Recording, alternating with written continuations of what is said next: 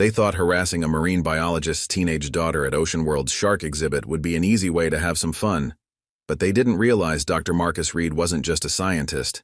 He was a decorated Force Recon Marine who'd spent 15 years conducting high-stakes missions in the world's most dangerous waters. Before we dive into today's story, let us know in the comments where you're tuning in from, and if you enjoy stories of justice being served, make sure to hit that subscribe button.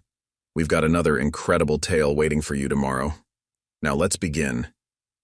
World Aquarium was Dr. Reid's sanctuary, a place where his passion for marine life merged with his dedication to education. The massive research facility, with its towering tanks and winding corridors of blue-tinted glass, had been his home for the past 5 years. Here, surrounded by creatures he'd spent a lifetime studying, he could almost forget the other part of his life, the years spent in combat diving units where the ocean's depths held different kinds of dangers. This particular Saturday had started normally enough. Marcus was leading a special behind-the-scenes tour of the Predator Research Facility, his 16-year-old daughter Emma assisting as she often did during weekends. She'd inherited his love for marine life, showing a particular talent for working with the more dangerous species. Currently, she was explaining shark feeding behaviors to a group of visitors, her confidence and knowledge making him proud. Through the facility's extensive security camera network, Marcus noticed them before they entered. 5 members of the Crimson Tide Motorcycle Club, their leather cuts marked with patches that any former military man would recognize as trouble. They weren't the usual tourist types moving through the aquarium with predatory intent rather than curiosity. His old instincts, never truly dormant, began quietly assessing potential threats and exits. The great white's hunting patterns are actually quite precise, Emma was explaining to the tour group, gesturing to the massive shark gliding past the observation window. They're not mindless killers like movies portray them. Every attack is calculated, strategic, kind of like your daddy's research funding, right, sweetheart? The voice carried that particular edge Marcus remembered from countless confrontations. The lead biker, tall with elaborate tribal tattoos covering his arms, smirked as he approached. Word is Ocean World's been turning down some generous private sector offers. Not very smart. Emma maintained her professional composure, though Marcus saw her hands tighten slightly on her presentation tablet. As I was saying, the hunting behaviors demonstrate remarkable intelligence. Speaking of intelligence, another biker cut in, moving to flank her position. Smart people know when to take good deals. Maybe you can explain that to your old man. Marcus watched through the security feeds as 3 more bikers positioned themselves around the tour group. Professional work, suggesting military background. Their patches identified them as Ghost, Barracuda, and Hammerhead, names that might have seemed theatrical anywhere else but carried weight in coastal territories. The lead biker, Shark, according to his cut, maintained that false friendly tone Marcus remembered from protection racket shakedowns. Nice facility you got here. Real educational. Be a shame if some of these tanks developed maintenance issues. Filtration systems are so complicated these days. Through the cameras, Marcus spotted 2 more Crimson Tide members by the main entrance, and another pair moving through the quarantine area, where the most sensitive research was conducted. 8 total. They were taking this seriously. Dad, Emma's voice carried steady over their radio link. We've got more of them by the Ray tank and research labs. Stay with the tour group, Marcus replied calmly, already moving through the facility's access corridors. Security Protocol Omega. You're going to want to consider that private funding real careful, Shark continued, idly tapping the thick glass of the shark tank. Corporate partnerships are the future. Wouldn't want anything happening to this beautiful setup. Or your daughter's upcoming marine biology scholarship applications. That was their first mistake. Threatening the facility was business. Threatening Emma made it personal. Marcus watched the security feeds as more Crimson Tide members arrived, parking strategically around the facility. They thought they were dealing with a simple scientist, someone they could intimidate with casual threats and demonstrations of force. Instead, they'd given a former Force Recon Marine exactly what he needed, probable cause to protect his facility and his daughter. As Marcus moved silently through the aquarium's service corridors, old training surfaced like muscle memory. The facility's layout, usually navigated with academic purpose, transformed in his mind to tactical angles and defensive positions. In Chicago, they'd called him the Ghost Diver, the Force Recon operative who could turn any body of water into a weapon. Time to show Crimson Tide why threatening a marine biologist's family was their biggest mistake yet. Through the aquarium's surveillance system, Marcus tracked Crimson Tide's movements as they spread through the facility. Their coordination suggested military training, likely Navy or Marine Corps backgrounds gone bad. Shark maintained his position near Emma's tour group, his false friendliness carrying an ever-sharper edge. "Let's talk privately," Shark suggested, gesturing toward the back corridors. "Just a friendly discussion about Ocean World's future. Your dad's going to want to hear our proposal." "Our tour concludes in the education center," Emma replied professionally, though Marcus could hear the tension in her voice. "If you'd like to schedule a meeting with facility administration, now." Shark's tone dropped its pretense. "Unless you want these nice tourists to experience some unpleasant demonstrations of shark behavior." Through the cameras, Marcus watched Ghost and Barracuda subtly herding the frightened tour group toward the research wing. More Crimson Tide members were accessing restricted areas, their movements suggesting familiarity with facility layouts. Not just random intimidation. They'd planned this. "Security breach in Quarantine Sector B," Emma reported quietly through their radio link. "They're accessing the research tanks." "Stay calm," Marcus replied, moving through maintenance corridors he'd spent years memorizing. "How many in your immediate vicinity?" "4 visible, more by the exits. They're carrying something. Looks like research equipment." Marcus's tactical mind processed the pattern. Not just a protection racket. They were after something specific in the research labs. Their timing wasn't random either. Today's tour included access to restricted areas normally closed to the public. "Mr. Reid," Shark called out, his voice echoing through the aquarium halls. "Don't make this harder than it needs to be. We're just businessmen looking to discuss some mutually beneficial arrangements." Marcus accessed the facility's environmental controls through his tablet. After 5 years running Ocean World's research operations, he knew every system, every fail-safe, every way the facility itself could become a defensive weapon. But first, he needed to understand exactly what they were after. "Your daughter's quite knowledgeable," Shark continued, maintaining that conversational tone. "Reminds me of someone we dealt with up in Newport. Their aquarium had similar funding issues. Unfortunately, there was an accident. Tragic how time to show them why threatening a marine biologist with military training was about to become their worst mistake." Through the dimming light, Marcus smiled slightly. In Force Recon, they'd called him the Ghost Diver because he could turn any body of water into a weapon. These waters? They weren't just any waters. They were his waters. And Crimson Tide was about to learn why that made all the difference. Marcus moved silently through Ocean World's service tunnels, the facility's blue emergency lights casting familiar shadows. Above, the massive tanks loomed like liquid walls, home to creatures he'd spent years studying. Now, those same tanks would become part of his defensive strategy. Through his tablet, he monitored Crimson Tide's movements. They'd split into 3 teams, one maintaining control of the tour group, one accessing the genetics lab, and one sweeping the facility for him. Professional work, but they didn't understand the environment they were operating in. "Emma, status?" he whispered into their secure channel.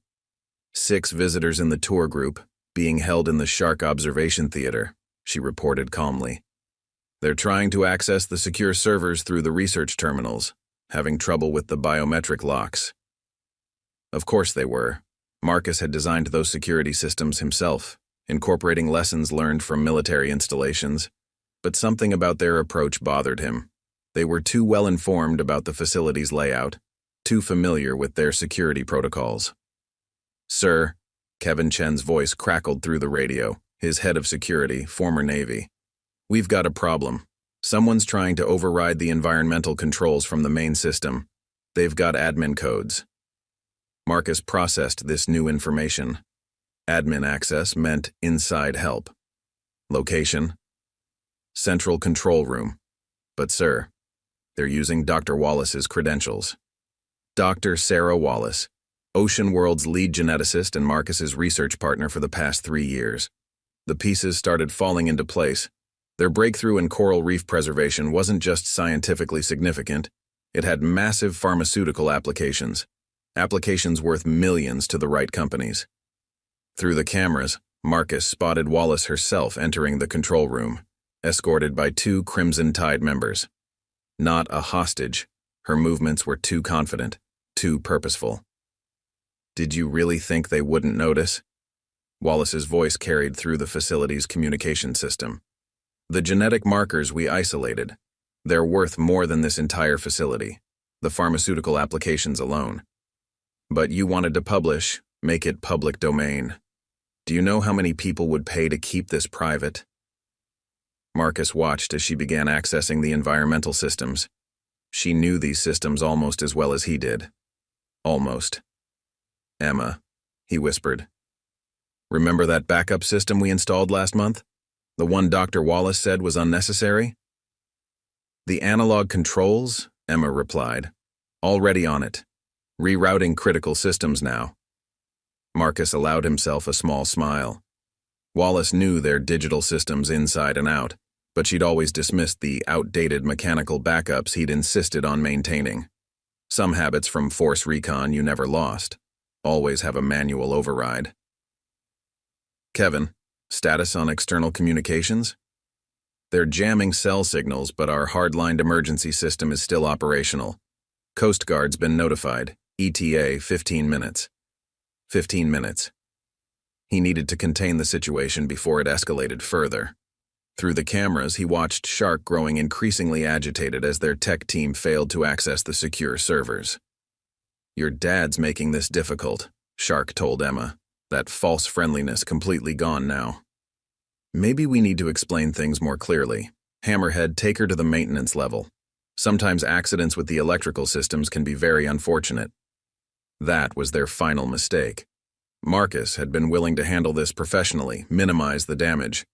But threatening Emma, that crossed a line. Protocol Oceanus, he spoke into his radio. Full facility lockdown. Throughout Ocean World, heavy security doors began sliding shut, segregating different sections of the facility. Not the modern electronic systems Wallace could override.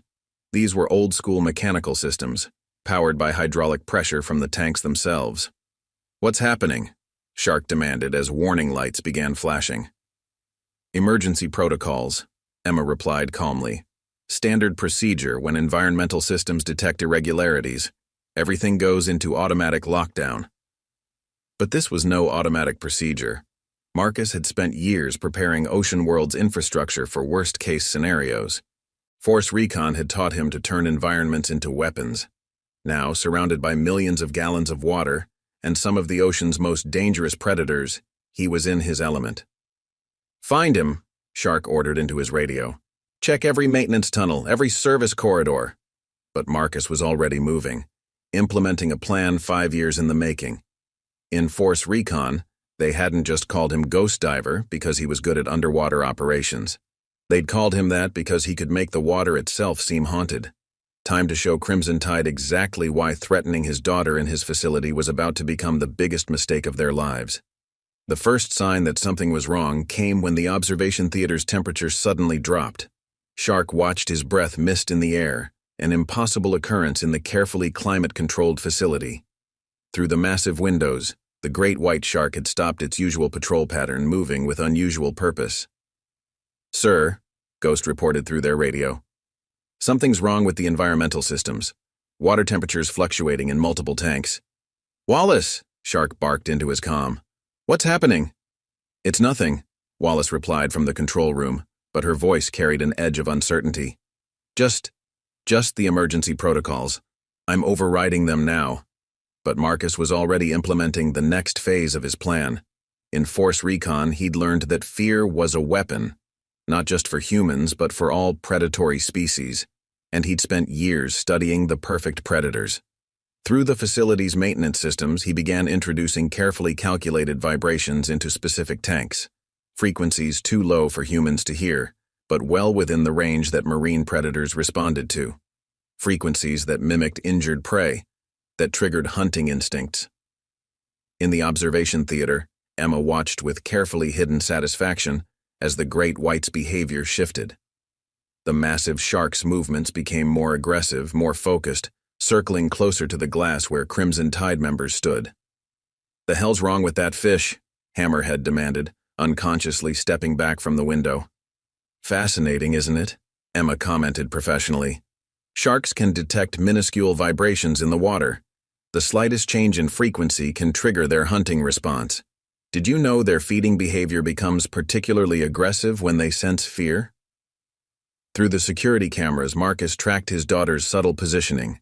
She was gradually moving the tourists away from the Crimson Tide members, using the shark's increasingly aggressive behavior as cover. She'd learned well. "Wallace!" Shark's voice carried real concern now. "The sharks, all of them, they're acting wrong."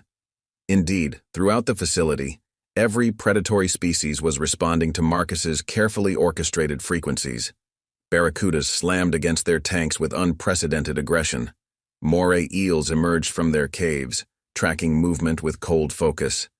Even the typically docile reef sharks were circling with predatory intent. It's Reid!" Wallace's frustration carried through the comm. "He's using subsonic frequencies to agitate the specimens, but I can shut it down. Just give me a minute to bypass." Her voice cut off as the control room's power suddenly failed. The backup generators kicked in, but they didn't power the modern control systems. Instead, they activated Marcus's modified infrastructure. Old-school mechanical controls that transformed Ocean World into something very different from a public aquarium. "Find him," Shark ordered, but his team's professional composure was cracking. They were trained for human threats, not for an environment where every tank had become a window into primal fear. Marcus's voice echoed through the facility's emergency system, calm and measured. "You chose this facility because you thought it would be an easy target, because you thought a marine biologist would be simple to intimidate. Let me explain your mistakes." On cue, the great white slammed against the reinforced glass, causing several Crimson Tide members to stumble back. The shark's behavior was precise, controlled, responding to frequencies Marcus had spent years studying. First mistake: assuming scientific knowledge means weakness. Force Recon taught me to use environments as weapons. 5 years running this facility taught me how to make these waters hunt. Throughout Ocean World, the predator tanks began experiencing calculated pressure changes. Nothing dangerous. Marcus would never risk his specimens, but enough to trigger feeding responses. The effect was psychological warfare at its finest. Second mistake: threatening my daughter in my facility, in my waters. Emma used their distraction to move the last tourist toward the emergency exits, her movements calm and practiced. Through their hidden camera feeds, Marcus watched her implement every security protocol they'd drilled for years. Final mistake: not checking what kind of marine biologist you were dealing with. The observation theater's lights went dark, replaced by the dim blue emergency system. But now that blue light seemed to pulse with predatory purpose, casting shark shadows that moved with impossible coordination. "Sir," Ghost's voice shook slightly, "we're cut off from Wallace. Something's flooding the lower corridors, and the sharks. They're following us. Every tank we pass, they're tracking us." Marcus allowed himself a grim smile. Those same frequencies that triggered hunting responses, they could also be used to guide predatory behavior. Every shark, every barracuda, every predator in the facility was now responding to his carefully orchestrated underwater symphony. Force Recon had taught him to fight in the world's most dangerous waters. But Ocean World had taught him something else: how to make those waters fight for him. Crimson Tide was about to learn the difference between threatening a simple scientist and challenging someone who understood the true nature of predators. Through the facility's cameras, Marcus watched his plan unfold. It was time to show them exactly why they called him the Ghost Diver. Through Ocean World's surveillance system, Marcus watched Crimson Tide's operation unraveling. His orchestrated frequencies had transformed every predator tank into a psychological weapon, but he knew sound and shadows alone wouldn't be enough. They were still professionals, still dangerous, especially with Wallace's inside knowledge. "Emma? Status?" he whispered into their secure channel. "Tourists secured in the emergency shelter," she reported. "But Dad, they're moving something from the genetics lab, some kind of portable storage unit." Through the cameras, Marcus spotted what she meant. 3 Crimson Tide members were carefully transporting a specialized container, the kind used for preserving live genetic samples. Wallace had to be involved. Those samples were too sensitive, too valuable to risk damaging. "Sir," Kevin's voice crackled through the radio. "Coast Guard's been diverted. Someone reported a drug smuggling operation 50 miles south. This was planned." Of course it was. Wallace would have known their security protocols, known exactly what responses to prepare for, but she didn't know everything. Marcus activated his tablet, accessing a system that wasn't in any official documentation. During his Force Recon days, he'd learned the value of hidden advantages. Ocean World's official blueprints showed standard aquarium infrastructure. The modifications he'd quietly implemented over 5 years, those were something else entirely. "Kevin, remember that maintenance project last summer? The one Wallace said was a waste of resources?" "The auxiliary water system?" Kevin replied. "The one you insisted we—" Oh, damn. Marcus allowed himself a small smile. "Time to show them why we installed it." Through the facility's hidden network, he began implementing the next phase. Ocean World's official tanks were impressive enough, but the real magic lay in the labyrinth of auxiliary pipes and channels he'd added. A secondary circulation system that could transform the entire facility into something very different. "Getting some strange pressure readings." Wallace's voice carried tension over their comms.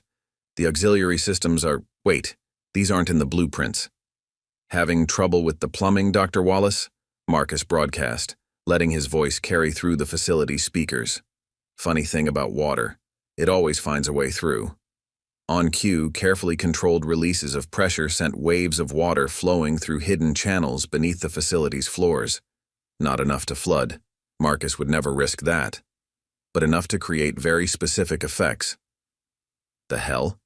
Shark demanded as the floor beneath them began vibrating with subsonic pulses. "Wallace, what's happening?" I don't know," Wallace admitted. "These systems, these frequencies, this isn't standard aquarium infrastructure." "Because this isn't just an aquarium," Marcus replied calmly. "Force Recon taught me to turn environments into weapons. Did you really think I'd run this facility for 5 years without making some improvements?" Through the cameras, he watched Crimson Tide's members growing increasingly disoriented. The combination of vibrations, controlled water pressure, and coordinated predator responses was creating an environment they couldn't predict or control. "Sir," Ghost reported, his professional composure cracking, "we've lost contact with the team in Section C. The Sharks. They're hurting us. Every route we take, they're there, pushing us toward the deep tank," Marcus finished. "Biggest predator tank in the facility. Interesting thing about deep-water species, they're especially sensitive to certain frequencies, the kind that trigger feeding responses." As if on cue, the massive shapes in the deep tank began moving with disturbing coordination. Species that normally ignored each other were now moving as one, responding to Marcus's carefully orchestrated underwater symphony. "Dad," Emma's voice carried urgency through their private channel, "they're trying to move the genetic samples to their transport vehicle, using the service exit by the quarantine zone." Marcus checked his tablet. That exit led to a particular section of his modified infrastructure. Perfect. With precise timing, he activated specific pressure releases. Throughout the facility, hidden channels began directing water flow with tactical purpose. Crimson Tide members found themselves increasingly separated, corralled by a combination of predator tanks and strategically flooded corridors. "Wallace," Shark's voice carried real fear now. "Get us out of here." "I'm trying," Wallace shouted back. "But these systems, they're not responding to any override. It's like the whole facility's hunting us." "Not the facility," Marcus corrected, letting his voice echo through the emptied halls. "The water, the predators, everything you thought you could control. In Force Recon, they called me the ghost diver because I could make water itself seem haunted. Want to know why? Through his surveillance feeds, he watched his plan reaching its culmination. Crimson Tide's professional operation had devolved into chaos, their tactical formation broken by an environment they couldn't understand or fight. "Last chance," Marcus announced. "Surrender the genetic samples, leave my facility, and we handle this professionally. Otherwise..." He activated another sequence of frequencies, causing every predator in the facility to respond with coordinated aggression. "Otherwise, you learn exactly why threatening a marine biologist with military training was your biggest mistake." The true test was coming. Marcus had transformed Ocean World into a weapon, but Wallace still had control of critical systems. Time to show them why Force Recon's most dangerous operations happened underwater. Shark's response came not in words but in action. Through the surveillance system, Marcus watched the Crimson Tide leader activate a hidden radio frequency, not their usual communication channel.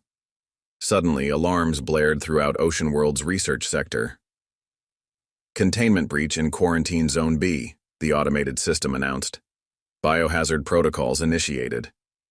Through his cameras, Marcus spotted Wallace smiling in the control room. She'd planned this, waited until they were desperate enough to use it. The quarantine zone housed their most sensitive specimens, including the modified coral samples that had drawn corporate attention. "Interesting choice," Marcus broadcast, keeping his voice calm. "Triggering biohazard protocols to force an evacuation. Smart. Standard procedure would require immediate facility clearance, giving you cover to escape with the samples. But there's something you should know about those protocols." "The whole facility's locking down," Ghost reported frantically. "All exits sealing. Because you're not dealing with standard protocols anymore," Marcus explained. "5 years running this facility taught me something important. Official procedures aren't always enough. Sometimes you need contingencies." Emma's voice came through their secure channel. "Dad, they're releasing something into the water system. Some kind of chemical compound." Through his surveillance feeds, Marcus watched a pale blue substance spreading through certain tanks. Wallace knew their research well enough to identify which compounds could affect marine life behavior. She was trying to counter his control over the predator specimens. "You think you understand these waters," Wallace broadcast, her voice carrying frustration and triumph. "But I've spent years studying every chemical response, every biological trigger. Those sharks you're using against us? Let's see how they react to some molecular adjustments." Marcus watched the chemical compound spreading, but something about its distribution pattern caught his attention. He checked his tablet's readings of the auxiliary systems he'd installed. "Fascinating approach, Doctor." "Wallace," he replied. "Using modified research compounds to alter specimen behavior. But you made a crucial mistake. You assumed you knew all the water systems in play." With precise timing, Marcus activated his hidden infrastructure. Throughout the facility, secondary channels began redirecting water flow, isolating the contaminated sections while maintaining his control over key predator tanks. "Impossible," Wallace snapped. "I designed those filtration systems myself." "The official ones, yes," Marcus agreed. "But Force Recon taught me something about water systems. Always have backup routes that don't appear on any official blueprints." Through the cameras, he watched Crimson Tide members realizing their chemical strategy had failed. The sharks weren't responding to Wallace's compounds. They were still following Marcus's carefully orchestrated frequencies. "Sir," Hammerhead reported to Shark, "the samples. The containment unit's temperature is rising. The preservation system's failing." Of course it was. Marcus had designed the facility's cooling systems with multiple redundancies and multiple ways to control them. The same hidden channels that redirected water flow could affect temperature regulation in very specific areas. "Dr. Wallace," Marcus broadcast, "remember when you questioned why I insisted on maintaining manual temperature controls? Called them outdated, inefficient? Force Recon taught me something about efficiency. Sometimes the old ways are more reliable, especially when someone might try to hack your modern systems." Emma's voice carried satisfaction through their private channel. Their containment units approaching critical temperature. Those samples won't survive much longer without proper cooling. Through the facility's speakers, Marcus addressed the increasingly desperate intruders. Here's your situation. The samples you're trying to steal need precise temperature control. Control you can only get from this facility's systems. Systems I now control completely. You have exactly 3 minutes before those genetic samples become worthless. Wallace! Shark barked. Override his controls. I'm trying, Wallace shouted back. But these auxiliary systems, they're not in any documentation. They're not even connected to the main network. Because some things, Marcus explained calmly, shouldn't be accessible through modern technology. Some systems work better with direct manual control, the kind of control you learn to appreciate when you've conducted underwater operations in hostile territory. The facility's emergency lights pulsed with deliberate rhythm, casting moving shadows through the water that made the circling predators seem even more menacing. Marcus watched through his cameras as Crimson Tide's professional operation continued to unravel. 2 minutes, he announced. Those samples are reaching terminal temperatures. Once they denature, all that corporate money you were promised? Gone. And I don't think your employers will be very understanding about failure. He could see the calculation in Shark's eyes through the surveillance feed. The leader was weighing options, probably considering more desperate measures. Time to remove that choice. Final offer, Marcus broadcast. Surrender now. Samples stay preserved. Everyone walks away. Otherwise. He activated another sequence of frequencies, causing every predator in every tank to respond with coordinated aggression. Otherwise, you learn why they called me the ghost diver long before I became a marine biologist. The real question was whether they'd take the rational choice, or whether desperation would drive them to something more dangerous. Either way, Marcus was prepared. After all, Force Recon's most important lesson had been this: control the environment, control the outcome. Shark's decision came with violent certainty. Breach charges were he ordered through his radio. All primary tanks. If we can't control these creatures, we'll eliminate them. See how well he controls his precious facility when it's flooded with dying specimens. Through the surveillance system, Marcus watched Crimson Tide members placing explosive charges on key tank junctions. Professional demolition work. They'd come prepared for extreme contingencies. Wallace's voice carried panic over the facility speakers. Are you insane? She demanded. Those charges will kill specimens worth millions. The research data alone will be worthless anyway if we fail. Shark cut her off. Corporate partners don't accept failure. Better to destroy everything than leave evidence. Set the charges. Marcus watched them working with practiced efficiency. Their desperation made them more dangerous, but it also made them predictable. In Force Recon, he'd learned that desperate opponents often chose destruction over defeat. He'd planned for this. Emma, he spoke through their secure channel. Remember that structural reinforcement project last year? The one that went over budget? The specialized polymer coating? Emma replied, understanding dawning in her voice. The one doctor, Wallace said, was excessive? Exactly. Time to show them why we insisted on military-grade materials. Through his tablet, Marcus accessed another hidden system. Throughout the facility, ultraviolet lights activated, revealing a nearly invisible coating on all major tanks. The same polymer coating used to protect military vessels from underwater explosions. Interesting choice, he broadcast to the facility. Using breaching charges on reinforced aquarium tanks. But there's something you should know about those tanks, something that's not in the official specifications. Sir, Ghost reported nervously, these tanks, they're coated with something. Some kind of material I've never seen in civilian facilities. Because it's not civilian technology, Marcus explained. That coating? Developed for naval special operations, designed to absorb and redistribute explosive force. Amazing what kind of materials you can access with the right military connections. Through the cameras, he watched Shark processing this new information. The leader's tactical experience would tell him what those charges would do against military-grade protection. ricochet the force back toward the attackers. "Wallace!" Shark barked. "You built this facility. What aren't you telling us?" I point. "I don't know about any military materials," Wallace admitted. "Reid handled all the structural modifications himself. Said it was necessary for specimen safety. I thought he was being paranoid." "Not paranoid," Marcus corrected. "Prepared.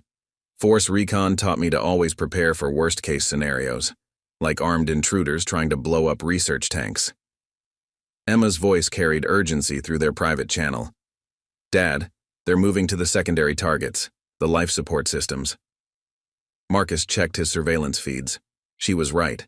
Teams were repositioning to target critical infrastructure instead of the tanks themselves. Smart adaptation, but still not good enough. "You're probably thinking about targeting support systems instead of the tanks directly," he broadcast. "Good tactical adjustment, but there's something else you should know about this facility's infrastructure." On cue, previously hidden panels throughout Ocean World slid open, revealing reinforced backup systems. Every critical component had redundant support, protected by the same military-grade materials as the tanks. "Backup life support," Marcus explained. "Separate power generation, independent filtration. Each system protected by materials designed to withstand underwater demolition, because some of us know what it means to really protect valuable assets." Through the cameras, he watched Crimson Tide's demolition teams realizing the futility of their position. Every crucial system was harder to damage than military installations they'd likely encountered before. "1 minute until sample degradation," he announced calmly. "Those charges won't breach the tanks in time. Even if they did, emergency protocols would save most specimens. All you'll accomplish is proving to your employers that you couldn't handle a simple aquarium job." "We've got other options," Shark snarled. "Wallace, initiate Protocol Omega." Marcus watched Wallace's face pale in the control room. "We can't. That would... Do it. Now." Through his surveillance network, Marcus spotted emergency ventilation systems activating. They were trying to introduce something into the facility's air, something Wallace looked genuinely afraid of. "Dad," Emma reported urgently. "Environmental sensors are detecting an unknown compound in the ventilation system. Some kind of neural inhibitor. Of course, a backup plan to incapacitate everyone in the facility. Allow them to take what they wanted while survivors were blamed for specimen death due to system failure. Professional work, but they'd made another crucial mistake." "Interesting contingency," Marcus broadcast. "Introducing neural inhibitors through life support. Very thorough. But let me guess. You're wondering why nobody seems to be affected?" Through the cameras, he watched Shark's expression shift from confidence to confusion as facility staff remained fully functional. "Because some of us," Marcus explained, "know what it means to prepare for chemical warfare. Guess what else that military-grade coating filters out? Time to show them why targeting a marine biologist with special operations training had been their final mistake." "Enough games." Shark's voice carried dangerous finality. "Wallace, execute failsafe protocol. Full release." Marcus watched through the surveillance system as Wallace hesitated at the controls, genuine fear crossing her face. "That's not... We weren't supposed to use that. The environmental impact... Do it! Now!" Wallace's fingers flew across the control panel. Suddenly, emergency alerts blazed across Marcus's tablet. Through his cameras, he watched something being released into the quarantine zone. Not just chemicals this time. Something worse. "Dad," Emma's voice carried controlled urgency. "They're releasing the modified specimens, the ones from the Deep Sea Project." Marcus checked the readings. In the quarantine zone's secure tanks, specialized containment fields were powering down. The specimens inside, results of Wallace's less ethical experiments, were being released into the main system. "You want to play with predators?" Shark broadcast. "Let's see how you handle these. Wallace's own creations. Specially modified deep-sea species. Enhanced aggressive responses, heightened predatory instincts, no natural inhibitions." Through the facility's cameras, Marcus watched the modified creatures entering the main tank system. Their behavior was wrong. Erratic, hyper-aggressive, attacking anything that moved. Wallace's voice shook slightly as she explained. Genetic modifications designed for military applications, enhanced predatory responses, reduced fear impulses. They'll attack anything, even their own species. The perfect underwater weapon. And now they're loose in your precious facility, Shark added with satisfaction. Let's see how well you control these waters when they're full of killing machines. Marcus monitored the spreading chaos through his surveillance network. The modified specimens were exactly as dangerous as Wallace claimed, attacking other fish, damaging equipment, displaying coordination that shouldn't have been possible in artificially enhanced creatures. Fascinating approach, Marcus broadcast calmly. Using modified predators as weapons. But you made another crucial mistake. You assumed these were the only modified specimens in the facility. Through the cameras, he watched Wallace's expression shift from confidence to uncertainty. What are you talking about? I supervised all genetic modification projects myself. Did you? Marcus asked. Did you ever wonder why certain tanks in the deep research zone were restricted? Why some specimens were kept completely off official records? Emma's voice carried clear satisfaction through their private channel. Release the Guardians? Release the Guardians, Marcus confirmed. Throughout the facility's deepest tanks, hidden containment fields deactivated. New specimens emerged, creatures that moved with unnatural precision and purpose. But unlike Wallace's chaotic predators, these displayed something else. Controlled, coordinated hunting behavior. What are those? Wallace demanded, watching her modified specimens suddenly facing organized resistance. Special projects, Marcus explained. Developed with military oversight. Enhanced predatory species designed not for aggression, but for control. Specimens specifically engineered to hunt other enhanced predators. We call them the Guardians. Through the surveillance system, he watched his specimens engaging Wallace's modified predators. The difference was immediately clear. Where her creatures attacked blindly, his moved with tactical precision, hurting and neutralizing threats with almost military efficiency. Impossible, Wallace breathed. The genetic complexity required. The behavioral conditioning. Force Recon taught me about controlling hostile waters, Marcus broadcast. 5 years running this facility taught me how to make that control permanent. Did you really think someone with my background would run a research facility without creating contingencies for every threat? His Guardians moved through the tank system with practiced coordination, systematically containing the hostile specimens.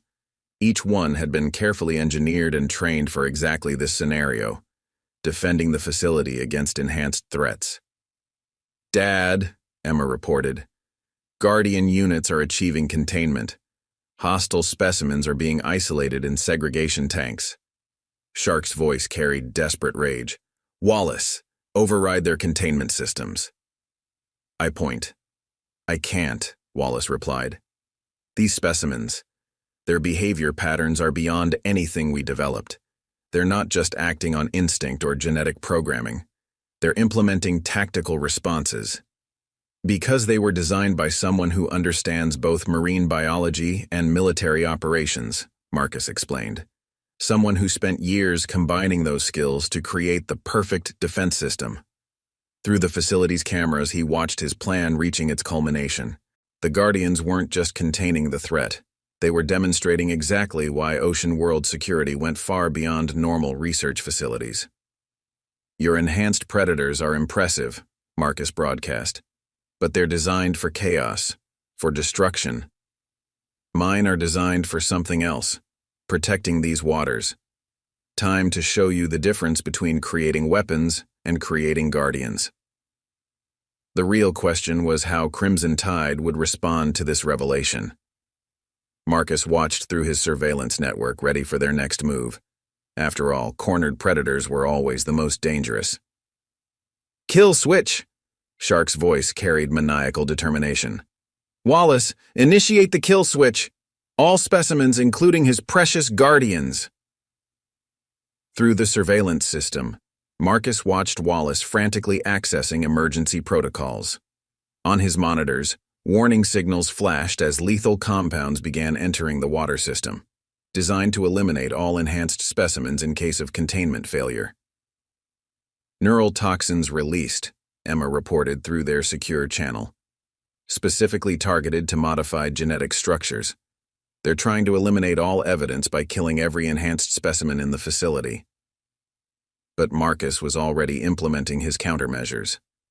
In Force Recon, he'd learned that every weapon had a defense, if you understood it well enough.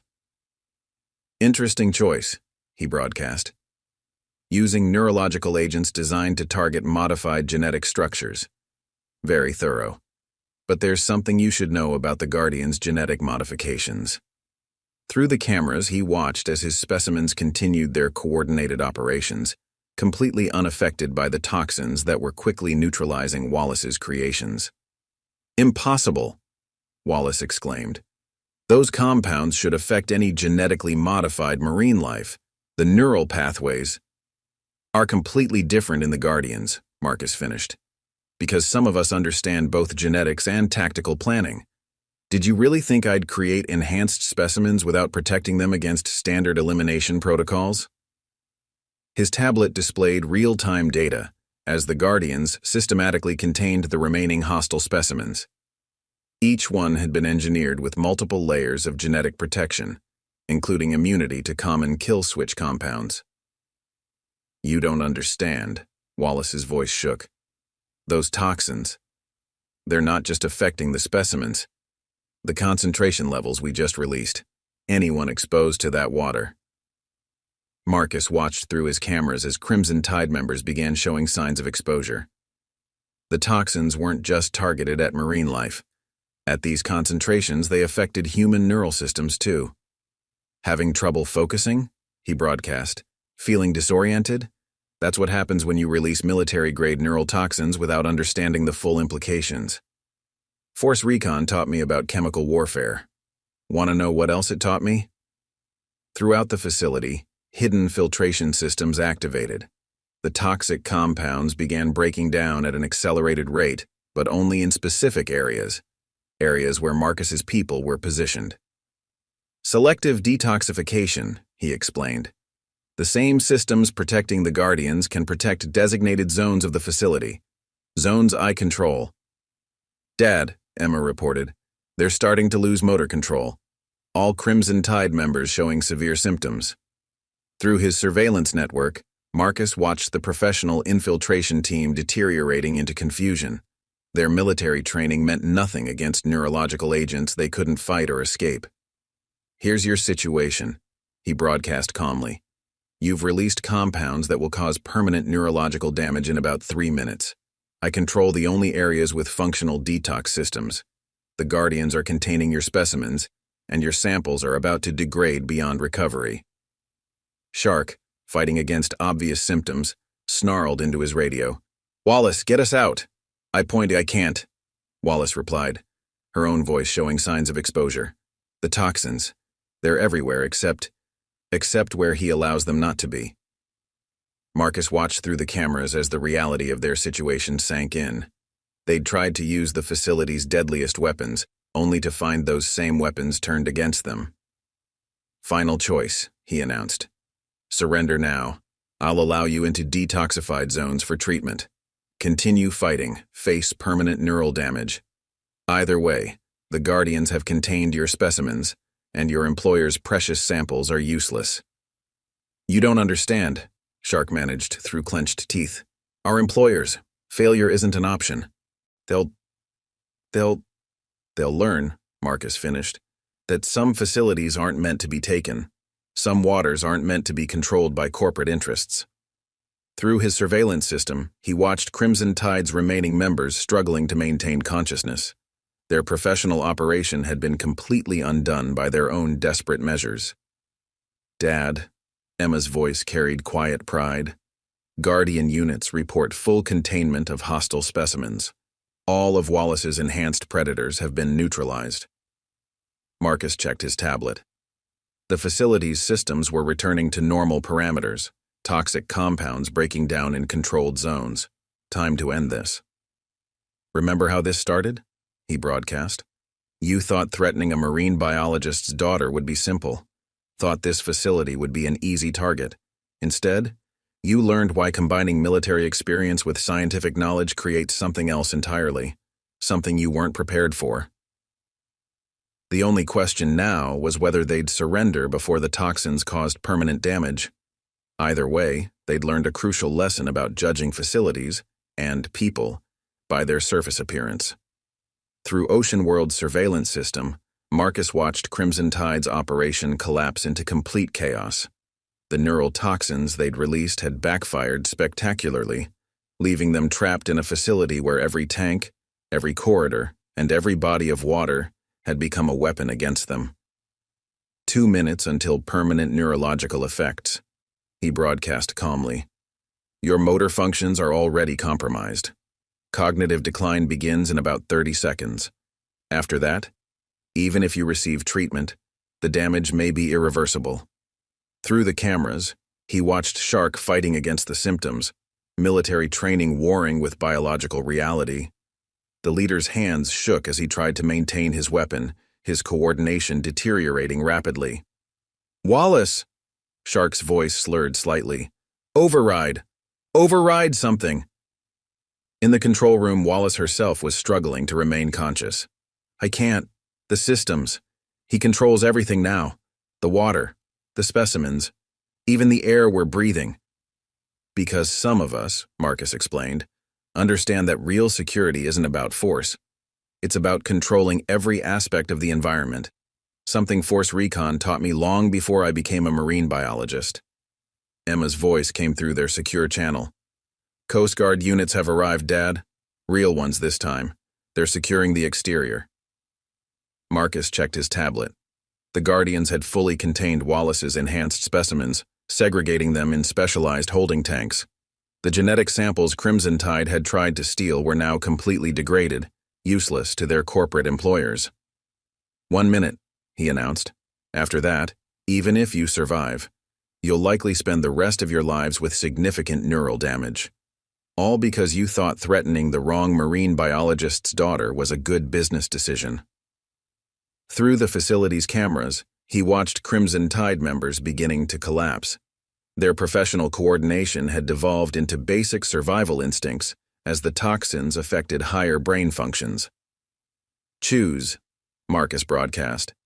"Surrender now, receive immediate treatment in detoxified zones, or face permanent consequences. Your operation has failed. Your specimens are contained. Your samples are destroyed. All that's left is deciding how much damage you're willing to suffer for employers who clearly didn't tell you what you were really walking into." Shark, barely able to stand, looked directly into one of the security cameras. "You don't understand. These people, they'll find us, no matter where." "Let me explain something about corporate revenge," Marcus replied. "It requires evidence, documentation, proof of who was responsible for failure. Right now, every system in this facility is scrubbing records. As far as official documentation shows, there was a tragic accident during routine maintenance. Some specimens were lost. Nothing more." Wallace's voice carried desperate realization. "The backup servers, the research data, are being selectively edited as we speak," Marcus confirmed. "Force Recon taught me about covering tracks. Running a research facility taught me about managing documentation. Amazing how certain records can just disappear." Through his surveillance network, he watched understanding dawn even through their toxin-addled minds. He wasn't just offering them survival, he was offering them deniability. 30 seconds, he announced. "After that, brain damage becomes guaranteed. Right now, you can walk away, disappear, start fresh somewhere far from corporate interests, or you can let pride and misplaced loyalty cause permanent damage. Your choice." "Dad," Emma reported, "their vital signs are reaching critical levels. If they don't receive treatment soon..." Marcus watched through the cameras as Shark finally made the rational choice. The leader dropped his weapon, raising shaking hands in surrender. "Treatment," Shark managed through clenched teeth. "Please." "Smart decision," Marcus broadcast. Throughout the facility, sealed doors opened to decontamination zones. "Follow the lit pathways. Medical teams are standing by in detoxified areas. As Crimson Tide members stumbled toward treatment, Marcus allowed himself a small smile. They'd come expecting to overwhelm a simple research facility, never understanding that they were walking into something else entirely, a perfect fusion of military experience and scientific knowledge. "Remember this," he announced as medical teams began treatment protocols. "Remember what happened when you thought threatening a marine biologist's family was a good idea. Remember why some waters aren't meant to be controlled by corporate interests." Through the facility's cameras, he watched Coast Guard units securing the scene, their official reports already reflecting his carefully edited version of events. Wallace and her corporate employers would find no evidence of what really happened here. Just another failed attempt to acquire research data, ended by their own desperate measures. Ocean World would continue its legitimate research, its deeper security measures hidden beneath the surface, just like the predators it studied. And maybe, just maybe, other corporate interests would learn an important lesson about judging facilities and people by their surface appearance. In the control room, Marcus finally allowed himself to relax slightly. "Emma, begin standard recovery protocols. Let's get our facility back to normal operations." After all, they had a public aquarium to run. The fact that it was also one of the most secure research facilities on the coast, that would remain their little secret, just like the Guardians, still patrolling their tanks with military precision, ready to protect these waters from any future threats. Some things, Marcus knew, were best kept beneath the surface. In the days following the incident at Ocean World, the official story was remarkably simple. A maintenance accident had led to specimen containment issues, promptly resolved by the facility's emergency protocols. Corporate news barely mentioned it, focusing instead on the mysterious disappearance of several high-ranking pharmaceutical executives who'd been involved in aggressive acquisition attempts. Through the facility's surveillance system, Marcus watched his world returning to normal, or at least what passed for normal in a research facility that doubled as one of the coast's most secure installations. The public areas reopened, tourists once again gathering at the Great White Tank where Emma had resumed her educational presentations. "The hunting patterns of apex predators," she was explaining to a new tour group, "are actually quite sophisticated. Every movement, every response is carefully calculated." Marcus smiled slightly, watching through the cameras. His daughter had always understood the deeper meanings in her scientific explanations. After all, they'd just demonstrated exactly how sophisticated predator responses could be. "Dr. Reid," Kevin's voice came through his secure channel. "Coast Guard's final report just came in. Officially, Crimson Tide MC has ceased operations in 3 states. Apparently, their leadership had an unexpected change of heart about coastal territories." "Amazing how near-death experiences can affect career choices," Marcus replied dryly. The surviving members of Crimson Tide, after receiving treatment for neural toxin exposure, had chosen to pursue opportunities far inland. Very far inland. Through his tablet, Marcus monitored the facility's deeper operations. In the quarantine zone, Wallace's surviving specimens had been contained and classified, officially listed as failed experiments in genetic modification. The truth about their military applications was buried under layers of carefully edited documentation. "Dad," Emma reported through their private channel, "the new security modifications are complete. Additional Guardian units are in position." Marcus checked the deep tank feeds. The Guardians, his own enhanced specimens, patrolled their expanded territories with practiced precision. Each one had been further modified after the incident, their genetic structures adapted to counter an even broader range of potential threats. "Dr. Reid?" A new voice. Dr. Sarah Chen, his newly appointed head of research, replacing Wallace. "The genetic preservation protocols you requested have been implemented. All sensitive samples are now protected by redundant systems." "Good," Marcus replied. "Any word from our friends in the pharmaceutical sector?" "Interesting developments," Chen reported. "Several companies that were aggressively pursuing marine genetics research have suddenly shifted focus, something about reassessing risk factors in aquatic environments." Marcus allowed himself a small smile. Corporate intelligence networks were efficient, The true story of what happened at Ocean World would never appear in official documents, but certain details had a way of circulating among people who needed to know. Details that made large companies reconsider the wisdom of targeting seemingly vulnerable research facilities. Through the facility's cameras, he spotted a familiar face among the tourists, a federal agent, barely concealing his official bearing. The government had taken an increased interest in Ocean World since the incident, though not in ways anyone expected. Director Thompson's office called again, Kevin reported quietly.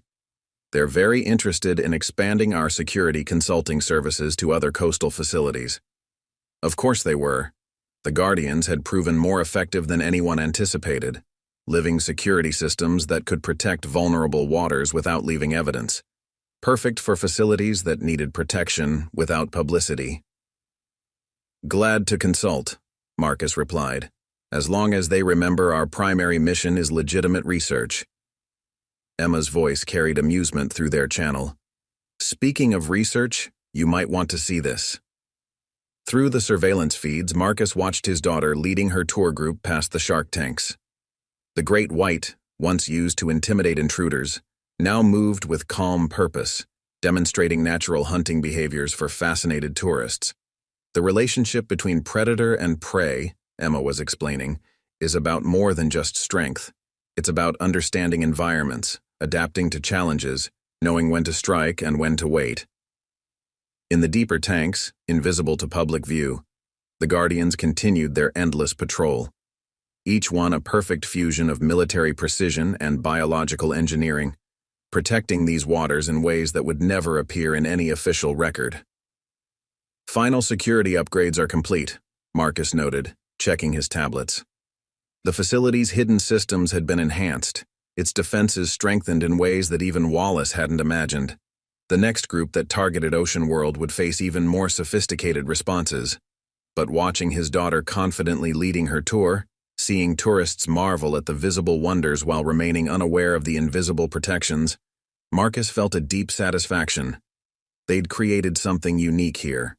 A place where scientific research and military experience combined to create perfect security, hidden beneath the surface of legitimate education. Interesting note from the Marine Biology Conference, Chen added. Several other facilities have reported aggressive corporate interest in their research. They're asking for advice on security measures. Tell them, Marcus replied, watching the Guardians move with deadly grace through their hidden domains, that the best security isn't about force. It's about understanding waters, and making sure those waters understand you. After all, as both Force Recon and Marine Biology had taught him, the most effective predators were the ones you never saw coming. Ocean World would continue its vital research, its deeper purpose concealed beneath waves of legitimate science. And if other corporate interests came testing these waters? Well, the Guardians were always happy to provide educational experiences about the true nature of predator and prey relationships. Some lessons, Marcus knew, were best taught in the depths. 6 months after the incident, Ocean World had evolved into something beyond its original design. From the surface, it remained one of the coast's premier research and education facilities. But beneath that public face, deeper changes had taken root. Marcus stood in his control room, monitoring feeds from the facility's expanded security network. The visible cameras showed tourists gathering for Emma's popular presentations on predator behavior. The hidden ones revealed something else. The Guardians, now enhanced with new capabilities, patrolling expanded territories with military precision. Interesting report from our friends down south, Kevin noted, joining him at the monitors. 3 more research facilities have adopted our consultation services. Their corporate harassment problems seem to have mysteriously resolved. Through his tablet, Marcus watched the Guardians demonstrating their new abilities. Each specimen had been further modified, their genetic structures incorporating lessons learned from the Crimson Tide incident. They were no longer just security assets, they were evolving into something else entirely. Dr. Reid, Chen's voice came through their secure channel. The Genetic Engineering Conference is asking about your keynote speech. Specifically, your work on adaptive predator response patterns in controlled environments. Marcus smiled slightly. His recent papers on predator behavior had drawn significant attention in scientific circles. though none of his colleagues suspected the true extent of his research. The Guardian's capabilities had advanced well beyond conventional understanding of genetic modification. "Dad," Emma reported from the education center, "you might want to see this." Through the surveillance feeds, Marcus watched his daughter conducting a special demonstration. The Great White, once used to intimidate intruders, now performed complex behavioral patterns that left marine biologists struggling to explain. What looked like natural hunting responses to visitors were actually carefully choreographed demonstrations of enhanced capabilities. The relationship between predator and prey, Emma was explaining to a group that included several disguised military observers, continues to evolve. Our latest research suggests levels of cognitive adaptation previously thought impossible. In the deeper research zones, invisible to public view, the next generation of Guardians was developing, each iteration more sophisticated than the last, combining military tactical principles with advanced genetic engineering in ways that push the boundaries of both fields. "Director Thompson's team is impressed," Kevin noted quietly. "They're talking about expanding the program to international waters. Apparently, certain regions have expressed interest in our environmental protection methods." Of course they had. The Guardians had proven more effective than anyone anticipated, living security systems that could protect vulnerable marine environments without leaving evidence of human intervention. Perfect for situations requiring deniable asset deployment. Through his command center's expanded monitoring systems, Marcus tracked multiple operations simultaneously. The original Guardians patrolling Ocean World's waters, new units being conditioned in secure research zones, training programs establishing protocols for future deployment. "Fascinating development in the Deep Sea program," Chen reported, reviewing latest research data. "The new specimens are showing unprecedented levels of coordinated behavior, almost like they're operating on tactical principles," Marcus finished. "Amazing what happens when you combine military experience with genetic engineering." Emma's voice carried quiet pride through their private channel. "The adaptation rates are accelerating, Dad. Each new generation learns faster, responds more precisely. They're becoming something beyond conventional classification." Through the facility's hidden security feeds, Marcus watched his creation evolving. What had started as a defensive measure against corporate intrusion had developed into something far more significant. The Guardians weren't just protecting these waters anymore, they were transforming them. "Latest intelligence summary," Kevin noted, checking encrypted communications. 3 more corporate research initiatives have been quietly discontinued. Apparently, their risk assessment models for marine operations needed significant revision. Marcus allowed himself a small smile. The true story of what happened at Ocean World had never reached public records, but certain details had circulated through specific channels, details that made large organizations reconsider the wisdom of aggressive marine research acquisition. "The beauty of natural selection," he broadcast to his secure team, "is how it rewards successful adaptation. Some predators learn to thrive in new environments. Others learn to avoid waters they can't control." Through the facility's comprehensive surveillance system, he watched his world operating on multiple levels: the public face, education, legitimate research, standard aquarium operations; the security layer, enhanced specimens, tactical protocols, defensive capabilities; and the deeper truth, something emerging from the combination of military experience and genetic engineering that was transforming their understanding of what was possible. "Remember how this started?" he asked his core team. Corporate interests thought they could control these waters through force and intimidation. Instead, they helped create something they never imagined. Emma, watching new Guardian units demonstrate unprecedented capabilities, replied thoughtfully, "They taught us the importance of evolution, adaptation, creating something beyond conventional understanding." Marcus nodded, monitoring feeds from multiple facilities now implementing Guardian protocols. What had begun as one facility's defense had become something else, a new approach to marine security spreading through carefully controlled channels. "The ocean teaches us," he broadcast finally, "that true power isn't about controlling environments. It's about understanding them, evolving with them, becoming something that thrives in depths others fear to explore. Through his command center's screens, he watched the Guardians continuing their endless patrol, protecting waters in ways that would never appear in official documents. Some things, he knew, were best left in the depths, evolving, adapting, preparing for whatever threats might come testing these waters next. After all, as both Force Recon and marine biology had taught him, the most effective Guardians were the ones that kept evolving. Just like the facility itself, transformed from a simple aquarium into something else entirely. Something that thrived in the depths between military precision and scientific progress.